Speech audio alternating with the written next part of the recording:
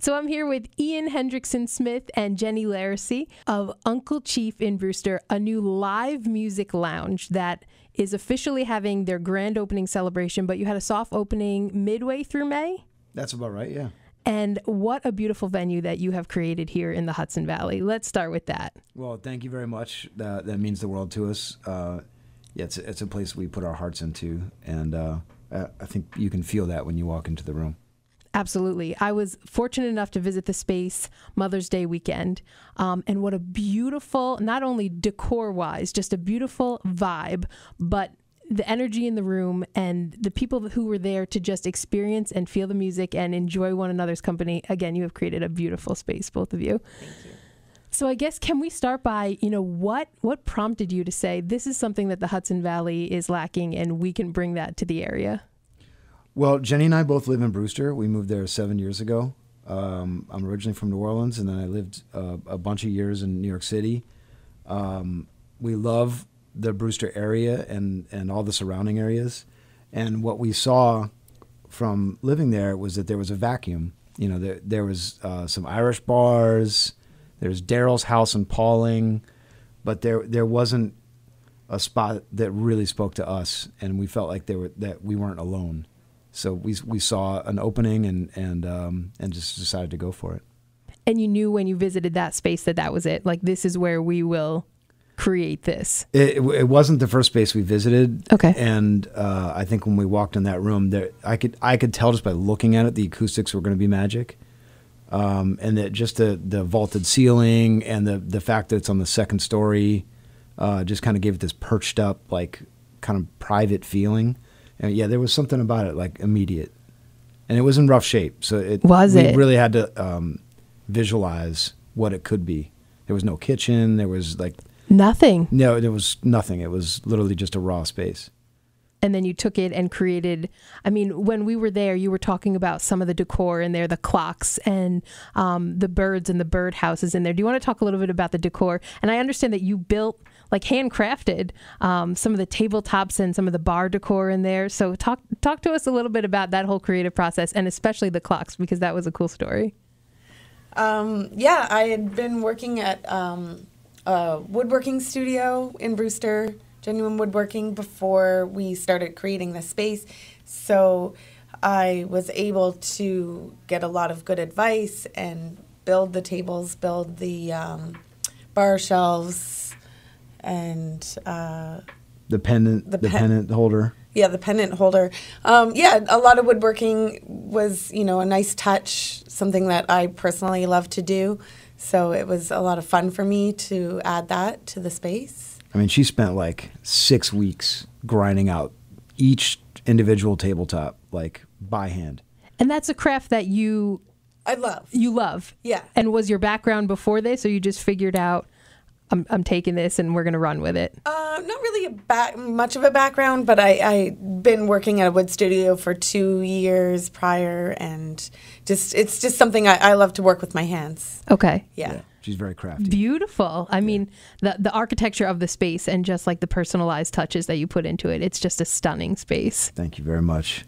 Yeah, to circle back to the clocks, the overall look at the room is we wanted to have like all these little storylines going. So when I was in college, I was a bit of a maniac. I'm still a bit of a maniac, but of aging and slowing down. But so I wanted to remind myself of that, naively optimistic young man, and not lose sight of that guy. Because that guy got me far. And so when I was in college, I took all the batteries out of the clocks. This would have been like early 90s, so no one had a cell phone yet, right? I took all the batteries out of the clocks, the battery out of my wristwatch, and I set them all to 10:30. And we would have parties all the time at my apartment. And the reason being for 10:30 was everyone would be like, "What time is it? I need to go home." It's only 10:30. You got hours, man. Don't worry about it. Oh. And the sun would come up and they'd be furious at me. But so we bought all these vintage, beautiful old clocks, and set them all to 10:30. And it's a reminder to myself just to not lose sight of that guy. It's beautiful. Yeah, it's fun. Great story. And then there's a lot of birds in the space. Yeah, the stained glass birds. My dad actually made them.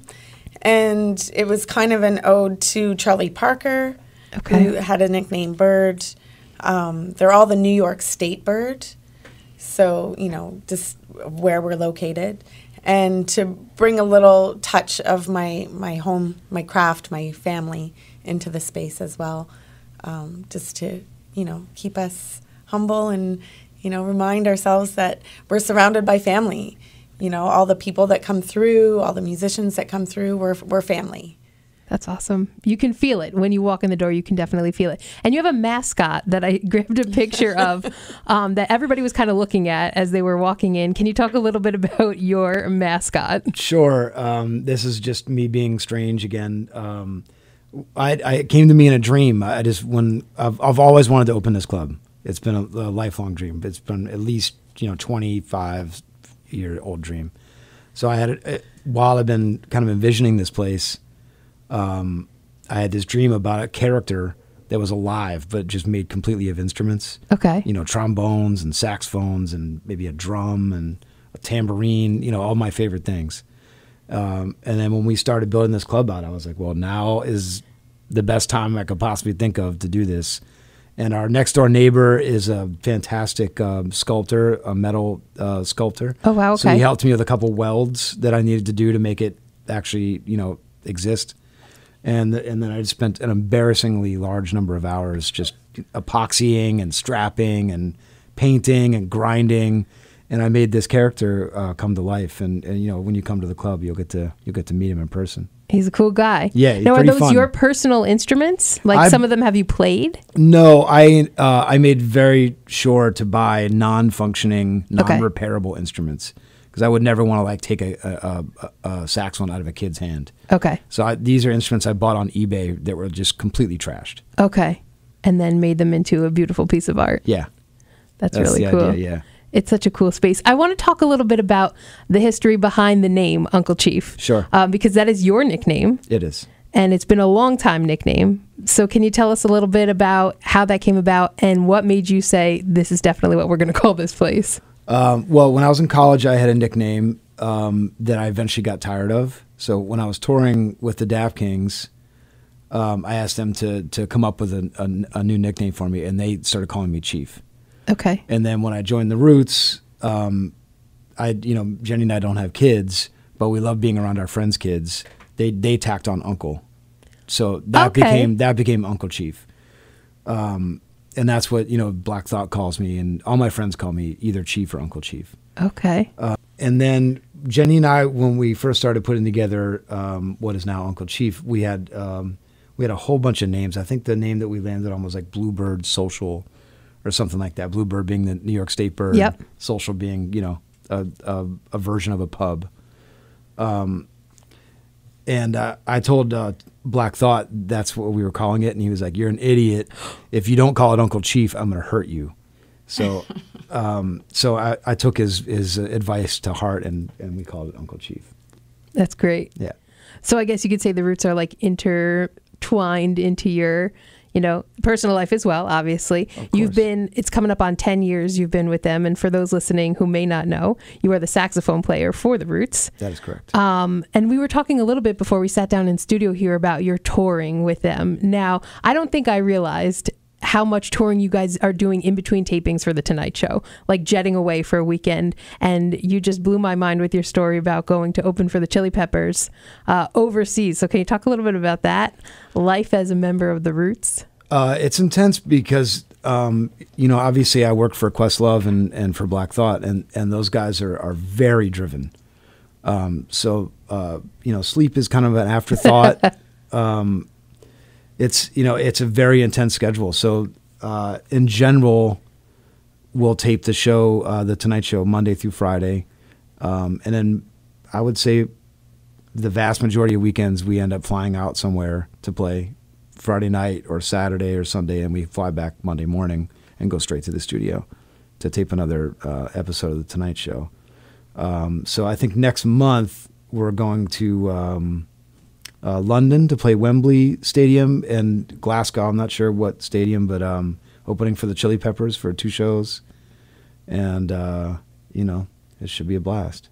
They're fun guys. Yeah. You were telling us a story before we came in here about Chad Smith visiting the Tonight Show and some of the jokes that he was playing. So. Yeah, he's a very enigmatic, charismatic, lovely human being and a hell of a drummer. It seems all of them are very, I don't even know the word I want, like eclectic guys. I imagine hanging out with them is an experience. I mean, most musicians are beautiful maniacs, geniuses and crazy and fun and, dark. It's great. I love being around musicians. That's great. Now, the Roots are notorious for working with, whether in your role on The Tonight Show or with just outside other artists. Is there any artist that you've had the opportunity to collaborate with over the years that you were like, wow, this is it?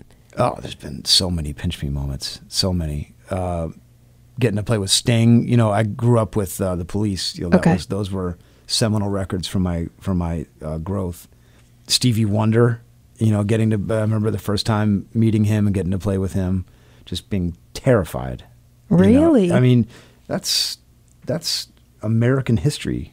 It's standing right in front of me, like one of the greatest songwriters of all time, and one of the greatest performers. True. An incredible piano player, incredible drummer, incredible harmonica player. The list goes on. There's been a lot of pinch me moments like that for sure. Probably keeps you grounded as well. You've been doing this musician thing a long time. It's been your passion, your career. Yeah. But still you get those moments where you're like, I can't believe this is happening. Yeah.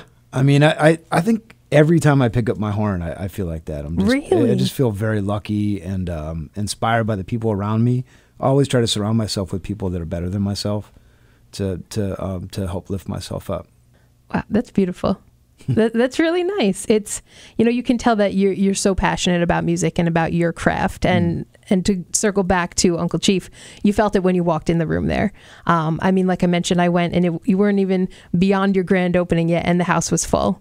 We were there on a Saturday night. It was kind of standing room only. Now you are getting ready this weekend for your official grand opening. Mm-hmm. Can you share any details about how you're feeling, both of you, what you're doing to prepare, and I don't know, maybe let us in on any fun you have in store for the weekend there? Excited. Very tired. No, it's, we're both pretty pumped up. I mean, Friday night, I guess that's tonight. It's my group playing tonight, featuring the legendary Lawston Harris, a piano player, one of my favorites in the world.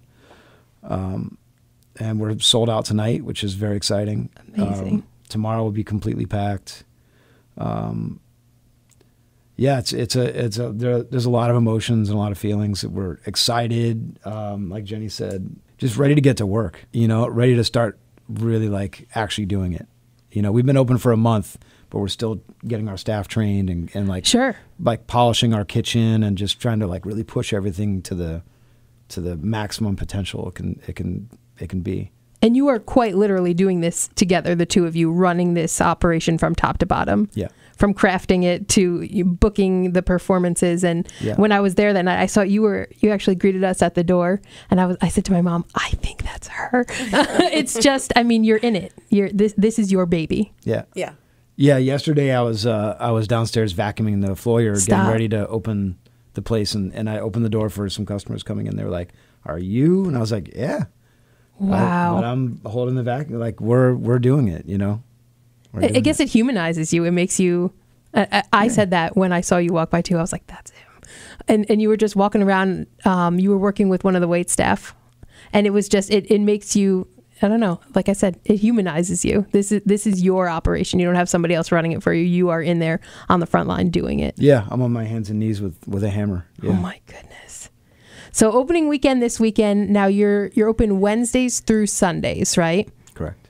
Can you talk a little bit about what the different nights? I know you have Sunday brunch and you have live performances. Wednesday, we're new, so we're still experimenting with some things to see what sticks. But Wednesday, we've been doing either solo or duo performances. Okay. This last Wednesday, I played duo with an upright bass player, lovely player named Adam Cote, and it was really intimate and really fun. The audience was you could hear a pin drop in there. It was crazy. Really? Yeah. Normally, I encourage people to hang out and talk and have fun, and if the music commands a silent room, then that's what happens. Right. And if it doesn't, then it's lively. So I kind of don't want to tell the people how to behave. I just want them to feel the room and behave accordingly. And I think that's the beauty of this space, is that it is so intimate. There's not a bad seat in the house. You are right there no matter where you are sitting. Yeah. And whether you want to have a conversation with somebody or just get in and feel the music, you can do either one of those things. Yeah, exactly. That's very intentional on our part. We wanted that to be the intention of the room. Okay. It's for everyone to just be a community, and whatever happens that night is what happens. Circling back, so Wednesday, either solo or duo. Thursdays, we're calling it Funky Thursdays. Okay. So Thursday will always be loud and in your face and funky and dancey. And last night we had the High and Mighty Brass Band. They're a brass band from Brooklyn, and they crushed it.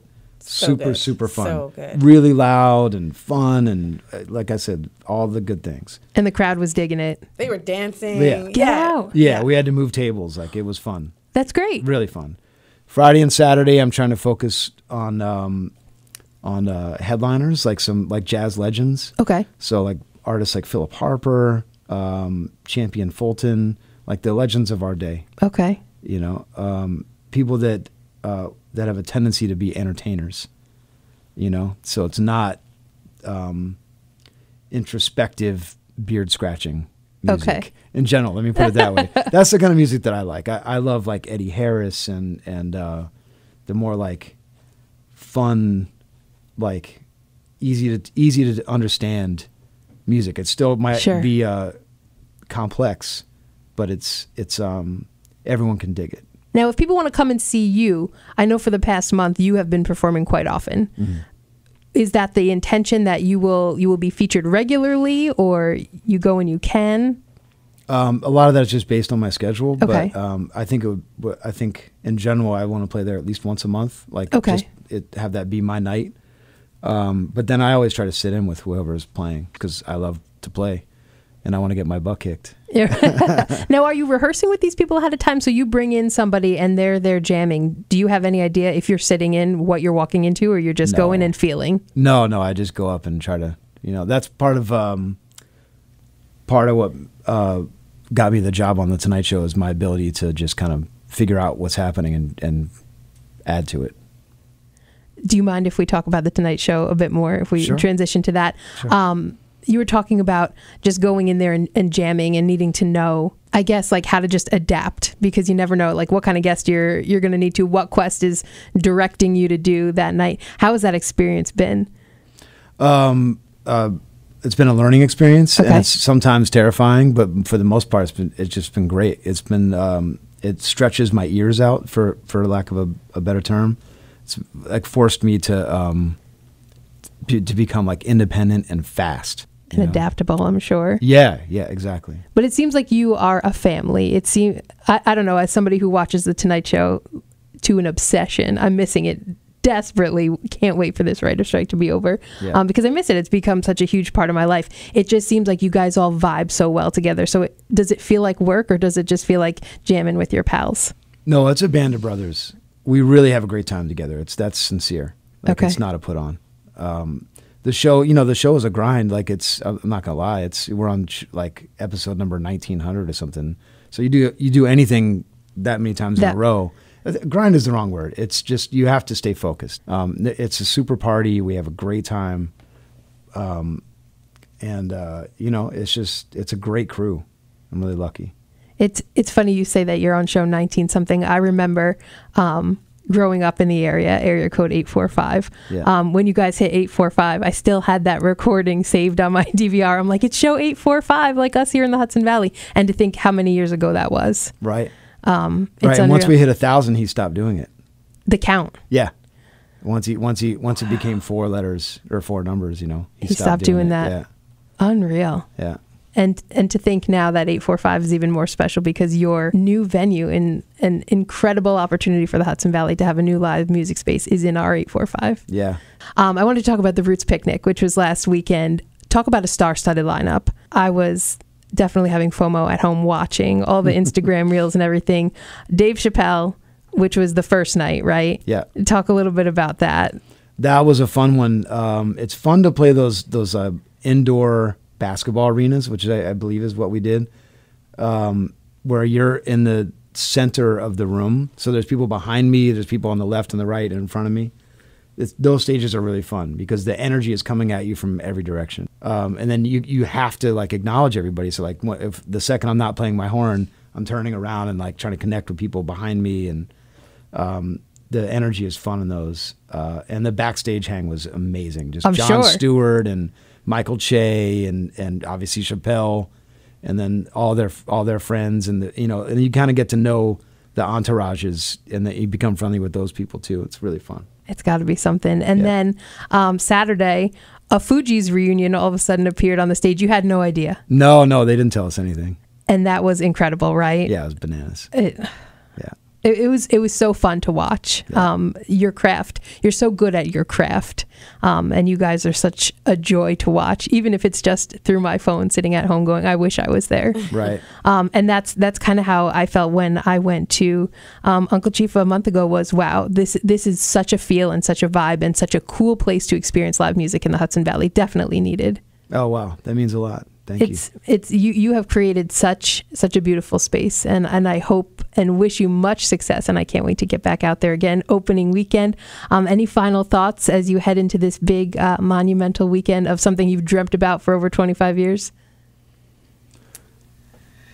I mean, I just want to get to work. Like, I want to do the work. I want to pull the community together. I want to just do something beautiful for the Hudson Valley and open our doors and show them some good music, some good times. You've done it. I think in my opinion, you've done it. And we can't wait to work with you continuously and see who steps on that stage next. Right on. Thank you very much. Thank you, Ian and Jenny.